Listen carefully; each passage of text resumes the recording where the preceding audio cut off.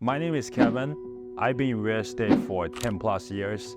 I started doing real estate in 2010, and ever since 2017, I started doing real estate full time. I've done wholesaling, fix and flip, short-term, long-term rentals, multifamily syndication, commercial real estate. I'm a jack of all trades when it comes to real estate. So the information that I've given, I've applied them to myself, and hopefully it can help you too. The housing market is an exchange where buyers and the sellers come and buy and sell houses. There's a lot of things that impact the housing market.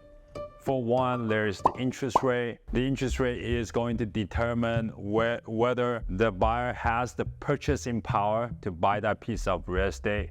Higher interest rate means that the purchasing power is lower. Lower interest rate means your purchase power is bigger. You can purchase a more expensive house than ever before. So the interest rate is tied to inflation. When inflation is high, the Fed is going to raise the rate just so that it can curtail inflation. When the interest rate is high, there's not going to be a lot of buyers because they're discouraged from buying that piece of real estate.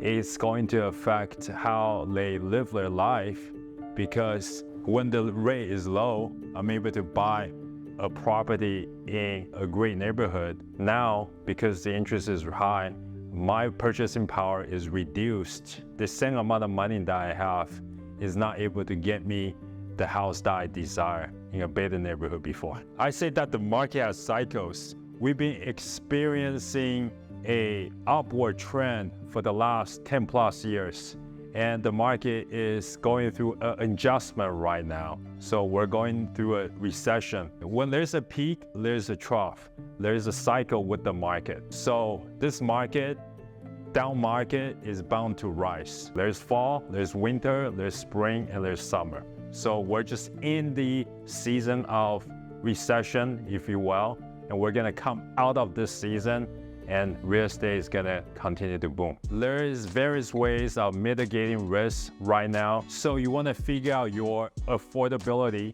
your finance. The house that's gonna be $2,000 mortgage now is going to be $2,500. Are you able to pay that extra $500? Factor that extra monthly payment in your finance, and then look at all the other things that you have to pay. If that's way above your personal budget, that is something that you're not going to be able to afford. You might as well just let it go or rent for now until the interest rate comes down and you'll be able to afford that house. By the way, if you like learning about this stuff, please make sure to subscribe. So the companies that are impacted by the interest rate are more cautious than ever. They're not buying as much as before. The institutional buyers that were there in 2022 have retreated back out from the market, and they're just ever so cautious when it comes to underwriting. Interest rate is higher than before, so how do you make sure that a property that used to cash flow can cash flow at a higher interest rate? So this is the kind of question that these companies are asking.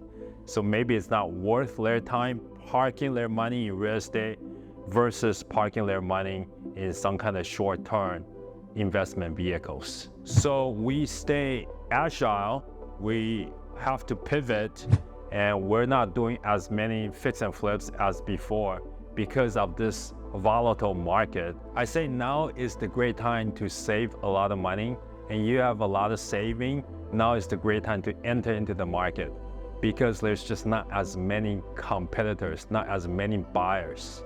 And you're probably just one of the few that's out there looking for a place to purchase.